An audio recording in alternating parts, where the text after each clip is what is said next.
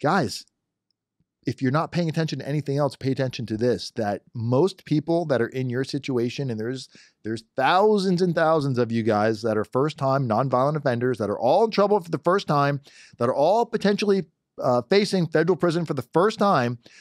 All of you think your letters are unique and special. Hate to break it to you. There's nothing special about your situation. Nothing.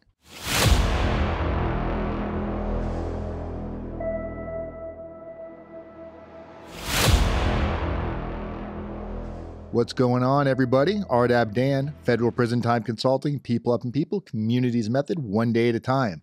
I hope everybody's having a fantastic week and getting ready for the holidays, Thanksgiving and Christmas. All that fun stuff is coming up.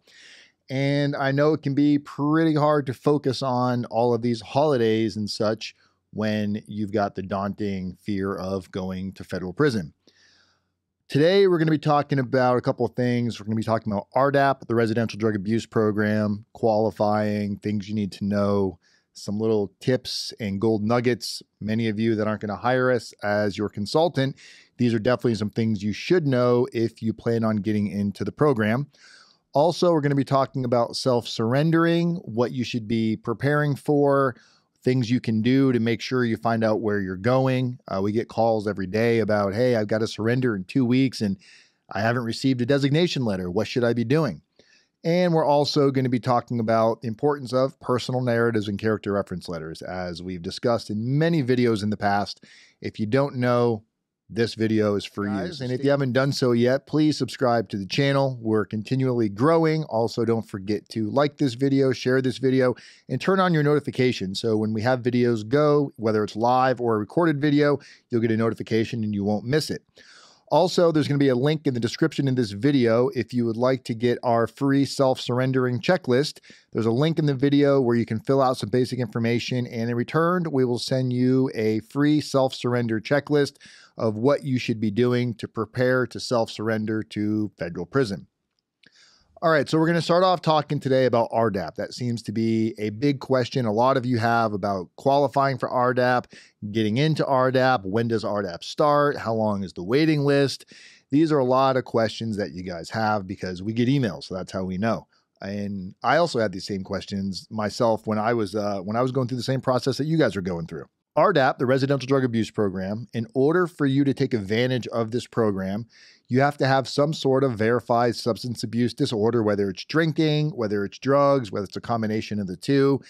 And it doesn't mean you have to have been, drinking yourself into a coma or drinking so much that you're swerving behind the wheel and you're about to slam into a tree and kill a family of 5. That doesn't necessarily have to be the extent of your drinking. It doesn't need to be that severe. However, nor you or me, or maybe you, but not me, I'm not a chemical dependency professional, so I'm not in a position to determine whether or not you have a substance abuse problem, and more than likely, you're probably not either. So you want to make sure that when you're doing your pre-sentence interview, this is going to take place after you've taken a plea deal, or in some cases, maybe you've gone to trial and you lost at trial. This will take place after that as well. So the pre-sentence interview is going to be conducted by U.S. probation. This will be done before sentencing, but after you've pled guilty. During that pre-sentence interview, it's extremely important that you discuss any substance abuse issues that you may have had.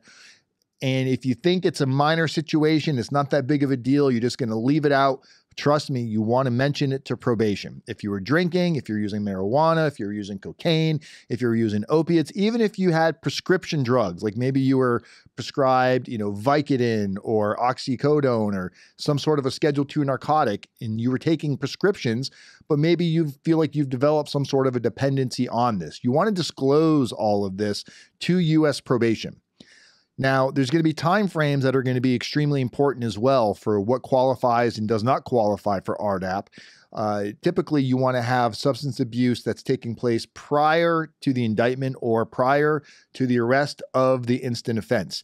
And there's a link in the description in this video for you to book a free consultation. So if you're kind of confused on this and you're not really sure what's going on, you're not sure what you should be saying, I'm not going to coach you what you should say during the pre-sentence interview, but I will directly tell you how important it is to be completely forthcoming. And I will explain the date range of how important that is in order to qualify potentially for RDAP. Because qualifying for RDAP is kind of two parts. A lot of people can qualify for RDAP, the Residential Drug Abuse Program. Not everybody is going to necessarily qualify for the sentence reduction portion of it. So you could get into RDAP, you could get the help, you could get the treatment you need, but you might not get the time off. And this could have a lot to do with what goes on in your pre-sentence interview. So you definitely want to make sure that you take advantage of the free consultation, find out if there might be something that we can do to assist you to better your odds and better your chances for not just getting into the program, but also getting the time off, because I mean, a year off from prison is a year off from prison, and you can receive up to a year off from the Residential Drug Abuse Program. In addition to that, if you qualify for First Step Act, your FSA credits, while you're getting your time reduction for RDAP, you can also get time reduction for the First Step Act while you're in there. So it's one of the only ones that you can really double dip on. And again, the link in the description of this video, book that consultation, because then we can go into a deep dive specifically in your case, because everybody's going to be a little bit different depending on their crime, depending on how much time they have left on their sentence. As many of you know, or maybe some of you don't know, because I have a consultation at 4 o'clock today, and it's going to be the bearer of bad news here. Their loved one has 18 months to the door left on their sentence, and they're trying to find out if they can qualify for RDAP or transfer to another prison. And with only 18 months left on your sentence, that's not enough time to do RDAP and get any time off. You have to have a minimum of 24 months remaining on your sentence in order to qualify for RDAP. Really, it's 24 months minus your good time to qualify for RDAP. So the reason why that's important, for an example, let's say you're sentenced to 24 months, and you're like, thank God, that's just enough to get into RDAP. The problem is you're sentenced to 24 months, and then once you get designated, you find out where you're going. Let's say you're designated to Sheridan Camp out of Oregon. You're designated to Sheridan, you got 24 months, you have all the criteria in your pre-sentence report, you had a strong substance abuse intake, all of that's documented really, really well, so you think you're a shoo-in for RDAP. Well, the problem there could be is once you get to the prison, if the next class doesn't start, say for 2 months or 3 months or even 30 days, by the time you get into your orientation, you go through all of that and your release date populates, by the time the next RDAP class starts, you might now be under that threshold. Just because you were sentenced to 24 months isn't the only caveat there. You also have to have enough time remaining on your sentence when you enter into the program. So for a lot of our clients that are sentenced to 24 months, obviously many of you don't know where you're going at sentencing. Maybe you made a recommendation, the judge made a recommendation for you, you asked the judge to send you to a specific prison. Keep in mind, it's not up to the courts to what prison you're going to be designated to. The only thing the courts do is they sentence you to a period of incarceration. They impose your fines, they impose probation. Once all of that goes beyond that, you're now in the jurisdiction of the BOP. The BOP has complete final say of where you're going to go, what prison you're going to be designated at. So let's say you find out you're going to Sheridan. And you get to Sheridan and RDAP just started 3 days ago. Now you got to wait till the next class. That next class may not start for 30 days, 60 days, depending on COVID's up there. You got not enough people in the next class, various reasons why the next class may not start in time. That could prohibit you from getting into the program because now you don't have enough time left on your sentence. So what we would do in a situation like this is once we know where you're going, we would then attempt to find out when the next RDAP class is starting. And if it doesn't line up with your self-surrender date, we would then have something prepared for your attorney that your attorney could file to give you a self-surrender extension to postpone your self-surrender date to line up with the next RDAP date, or potentially even have you go in a little bit earlier if it lines up with the next RDAP start date. These are things, many of the moving parts that you just don't think about or you don't know about, and it's not your fault. There's not a very good guide out there, unless you're watching my videos, of course. But aside from that, when you start doing research on the internet, you end up coming back with more questions than answers. It can really lead you down a rabbit hole, and everybody's got a different answer. But I assure you that the stuff that we're discussing here, tried and tested and proven over the test of time. So RDAP is a tough one, guys, because depending on your sentence and how much time you have left when you enter into the program, that also determines how much time you can have off for the program. So if you want to write this down and grab your pen and paper, hit pause right now and grab a pen and paper, or open up your notepad on your book, or maybe you've got like an amazing elephant memory and you're going to remember all of this awesome content that I'm giving you right now. To get into RDAP, between 24 to 30 months. So 20, if we'll go with how much time you're sentenced to, and then you can deduct your good time from there, because it's based on good time. But rule of thumb, if you're sentenced to 24 to 30 months, 24 to 30 months, within that time period, and you qualify and get into RDAP, you're only going to get 6 months off of the program. Now, if you're sentenced to 31 to 36 months and you get into prison and you start the program, let's say you were sentenced to 31 months and you get to the prison in time, the next RDAP class starts in like 2 weeks, so you get in, 31 months would give you 9 months off. So 31 to 36 months would give you 9 months off for taking the residential drug abuse program. 37 months or more is when you'd qualify for the year. So again, if you're not writing this down, go ahead and pause this or rewind it and go get a pen and paper and write this stuff down. Book a free consultation again, because we can discuss this with you in more depth on the consultation. This can play a big factor into how much time you're actually going to serve in the BOP. And this can also play a big factor whether or not you're going to get into the program or not. Most of our clients that come to us that are trying to get assistance with the drug program, for almost all of them, we need to do some sort of adjustment on their surrender date. And I would say most judges go along with it as long as it's a valid request and it makes sense.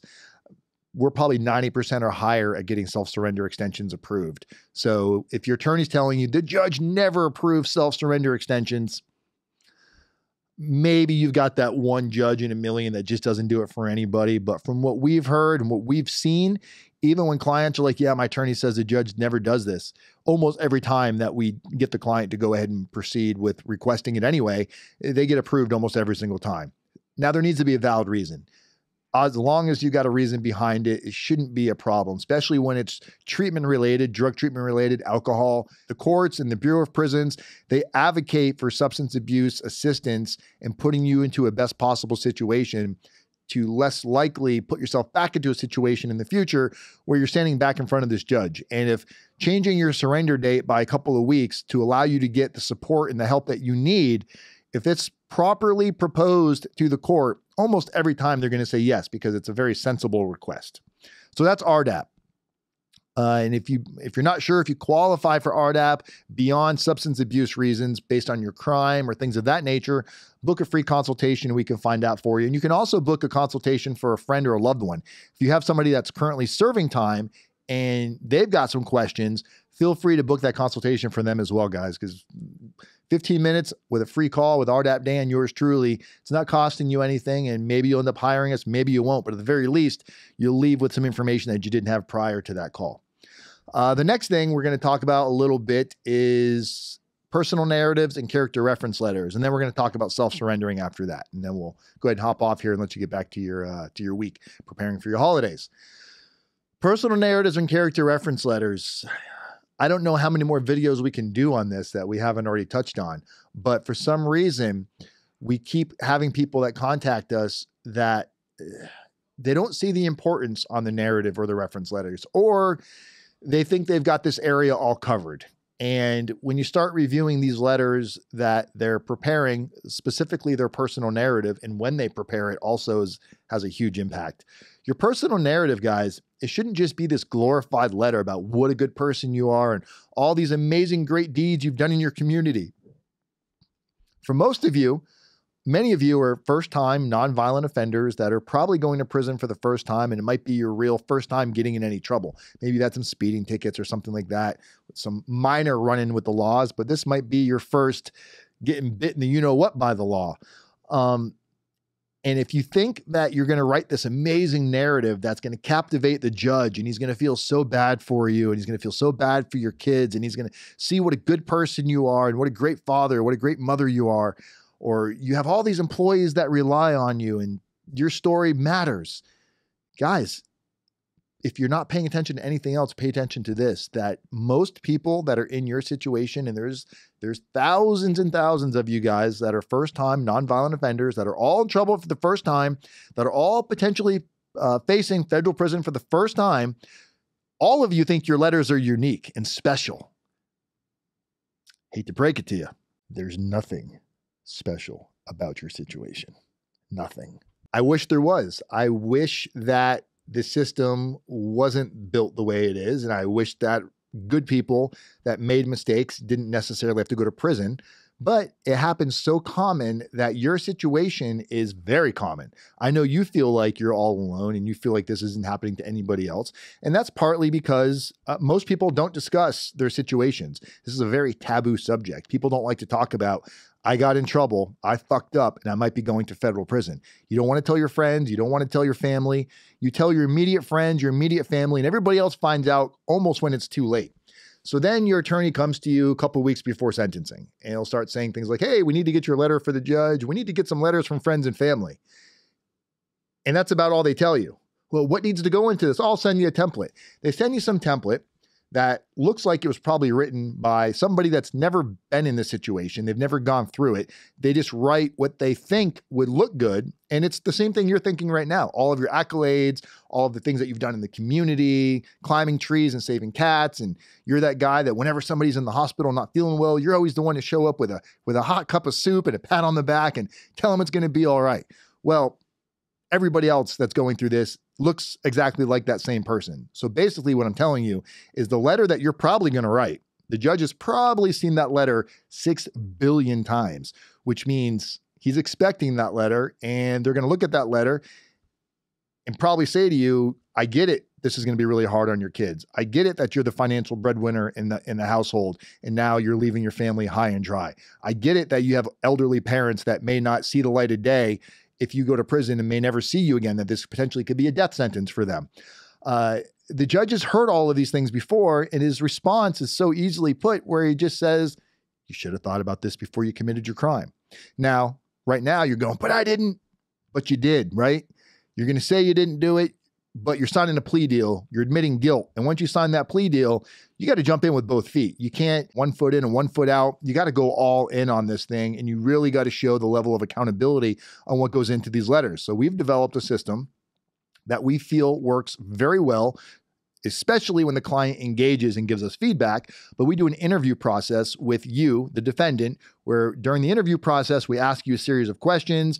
You're going to answer these questions in the form of paragraphs. We're then going to take your answers and we're going to put that together, and we're going to go in and craft your narrative. We're going to use that. We're going to look at what's in your plea agreement. We're going to make sure everything coincides. So it's really your story. We're not going to fabricate anything, but we're going to chew up the meat and spit out the bones.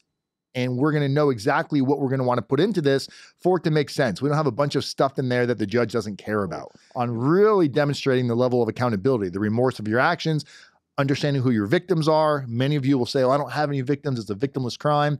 Man, if you have kids, if you have a wife, if you have a mother, if you have a best friend, if you have a dog or a cat that loves you and you're potentially leaving them to go to prison, these are victims of the circumstances that you put yourself in, because as you know, your family is going through this with you and they don't know what to tell you. They don't know how to make everything better for you. They want to pat you on the back and tell you it's going to be okay and give you hugs. But at the end of the day, they're just as lost and confused as you are. So the more control you take of this, the better the chances are they're going to understand what needs to go into their letter. So that whole gasp of hot air I just blew out, that's basically talking about the personal narratives. When we break into the character reference letters, these are equally as important. Character reference letters are going to be your friends and family that are writing letters on your behalf. They're going to go to the sentencing judge. Now, usually I'll get somebody on the phone at this point and they'll be like, oh yeah, we got all those letters. We're good. Are you now? You're good. Well, how many letters do you got? Oh, we've got like 10, 15 letters. Who wrote them? Friends and family. What's in the letters? I don't know. We sent them to my attorney. Most defendants haven't even read the letters that their friends and family wrote for them because there's no real direction. And I'm sure everything your friends and family wrote was very heartfelt and very nice letters and very Boy Scout or Girl Scout, whatever situation you're in. And again, those are not the letters that you want to be submitting. Those are the same letters that the judge has seen a million times from people just like you, with friends just like your friends, and family just like your family. You're not the first good person to make a mistake and get wrapped up in the system. You're like the billionth. So that whole, I'm a special one, no, you're not. Let's get the special out of the head. We're not special. We are common. We are common folk that head off to federal prison. So common folk need to do extraordinary things if they want to get extraordinary results. So again, what we do, instead of having your friends and family write 5,000 character reference letters about what a good guy you are, and oh, I know the ex-mayor of the town, he's going to write a letter. We've got a friend that was a judge, he's going to write a letter. We've got 3 police officers in the family, they're going to write letters. Should I get a letter from my probation officer? Should I get a letter from my employer saying what a good employee I am and how much this is going to hurt the company if I have to go to prison? These are all the letters that the judge is expecting you to submit. So again, we have a whole system in place where instead of having you submit all of these letters, we're going to fine tune it to just a couple letters. And we're going to do interview processes with your friends and family that you and I discuss who would make the best character reference letter. And then we're going to talk about how they know you, how your crime has impacted their life, how they are also a victim of the things that you've done. Maybe it's not directly, indirectly. Talk about what you've been doing to change your life, what kind of steps you're taking, how you've taken accountability, what changes they've seen in you. We want these people to hold you accountable. We don't want them just to pat you on the back and talk about all your good things. It's important to go into the distress of the situation to show the judge that not only do you understand the impact of your decisions and the consequences that are now laying out there in front of you, that you understand this, but we also need to show them that your friends and family in your immediate circle are willing to hold you accountable, not just tell you what you want to hear, not just say all these great things about you. Everybody's got their mother, their grandmother, their wife that's going to get up there and cry at court, cry with the sentencing judge, and they're going to have a letter in front of them and they're just going to start rambling outside of the letter. Their letter, they're not even able to see it. It's almost like a deer in headlights because you're on this massive stage. All of these things that you're taking for granted right now and thinking that, oh, my attorney's going to go over this with me. I wish that were the case, but as many of you know, and leave a comment in this video if you've experienced this yourself, almost every defendant we talk to, whether they've hired a high-priced attorney or they have a federally appointed attorney, all have the same kind of gripe. And their attorney didn't tell them enough. This typically just isn't something that the attorneys specialize in because they don't typically follow through with their clients after they've been sentenced. Now, I'm not going to say all attorneys. There are some attorneys that keep tabs on their clients, that do additional work once you go in.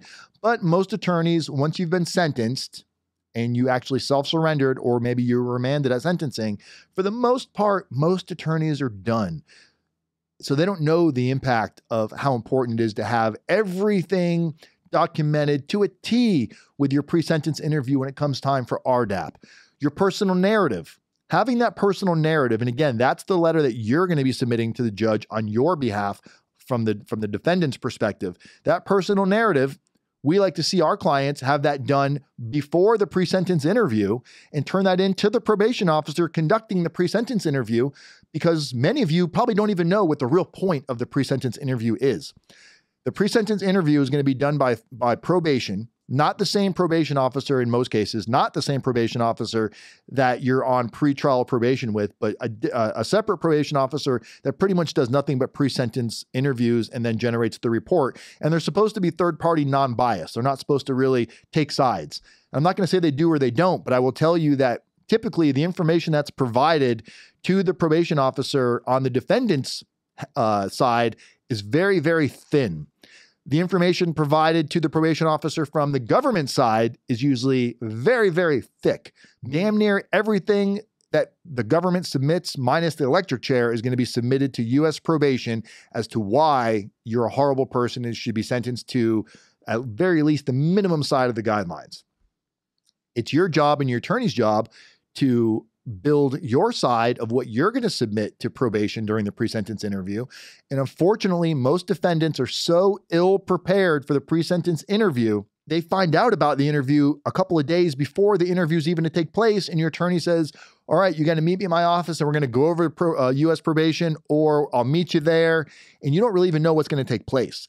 Being prepared for something like your personal narrative done the right way, showing a high level of accountability, submitting this to U.S. probation. Your attorney may hem and haw about this, and a lot of that could be because they really don't know what's in your personal narrative and they're afraid that you wrote some, self-destructive bomb that's going to just destroy your entire plea agreement. If that personal narrative is done the right way and it is articulated with high remorse and accountability and really demonstrating that you understand the dynamics of what you've done and how this could affect not just you today, but this is affecting your friends and your family and whoever else was hurt during the situation. If that's submitted to U.S. probation, a lot of the questions that they're going to have for you during that interview are going to be answered in that narrative. And almost every time our clients come back and tell us after this that probation said something along the lines of, I wish every defendant came in this prepared. Having your medical records with you, having your education records with you, just going in there with a nice, well put together folder to present. Your attorney may have some issues with this. And I can assure you, if we get on a call with your attorney and explain to them the process, show them the method to it, show them the test of time of how it's helped other defendants, there's really nothing they can say that would be a reason not to do this. The more engaged your attorney is, the better the likely of a positive outcome. What we're doing, in essence, in addition to all of the services, is also giving you a high level of attorney accountability, because we're educating you more than the average individual that's going through this. So a lot of the questions that you're going to start asking your attorney are going to be very direct, very calculated questions. They're not just going to be a wide array of why do I got to go to prison and what's it going to be like. Your questions are going to be pinpointed to where in some cases it even aggravates the attorney a little bit because they have to work a little bit more with you. But you're paying this attorney, and if you're not, they are getting paid. So don't feel bad about working your attorney, because at the end of the day, you're the one going to prison, not me, not your attorney. So the more work you put into this now, the better the results, the better the outcome. And I can tell you this, just because you do all of this doesn't mean you're not going to go to prison. But I will tell you, if the day comes and you're sitting in federal prison and you're looking at that concrete wall, the thought will cross your mind, what could you have done different aside from going back and not committing the crime? But once you go forward with that point, all these things that we discussed right now could have a major impact on the type of sentence you receive. And if it doesn't have an impact, you're at least going to know that you did everything that you could have done to position yourself for the best possible outcome, to receive the best possible sentence, and to serve your time at the best possible location. Asking for recommendations for specific prisons, that's also something that should be well thought out, because you may not be a candidate for every prison. Not every prison has RDAP. Not every prison gives the same amount of halfway house. Just because it's the closest prison to you, if your main concern is visitations, then sure, you're going to pick the prison closest to you. But if your main concern is getting in, getting the most programming you can do to get out as soon as possible, you might want to do some research on that. And we help you make those educated recommendation questions to the court. Because even though we make a recommendation and the judge says, I recommend you to go to X, Y, and Z prison, that doesn't mean that's where you're going to go. But when a judge does recommend it, so it increases your chances a lot. So it's definitely worth it to make a educated recommendation to the court. So all of that said, you've gone through the process, you did your letters, you're prepped, you're ready to go, you're out doing your push-ups, you're getting ready, now you're studying the commissary guide. Next thing you're going to find out is where you're going and what you should do to prepare to go into prison. Well, again, there's going to be a link in the description of this video. It's a little survey about what you think about us and what services you might need. Yes, we're going to get some of your information. And in return, we will give you the same form that we give all of our clients, a self-surrender checklist, which goes into depth about everything from commissary to the rec yard, anything you could think about, what you should bring with you, what you can bring with you, what you can't bring with you, your spending limit, your phones, how you use email, how you make phone calls, getting visitations, getting mail, sending mail. All of these things are covered in the self-surrender checklist. I hope you definitely enjoy this video. Please leave a comment. If we've gone over anything here that you found value in, drop a comment, hit the thumbs up. And if there's something that we didn't touch on, you can either A, book a consultation, which I hope you do with the link right there in the description. Also, put the comment in, leave a comment about what you would like us to do a video on. Maybe we'll do a video on that next. All right, guys, I'm RDAP Dan, Federal Prison Time Consulting, people helping people, communities method, one day at a time. Stay safe, everybody.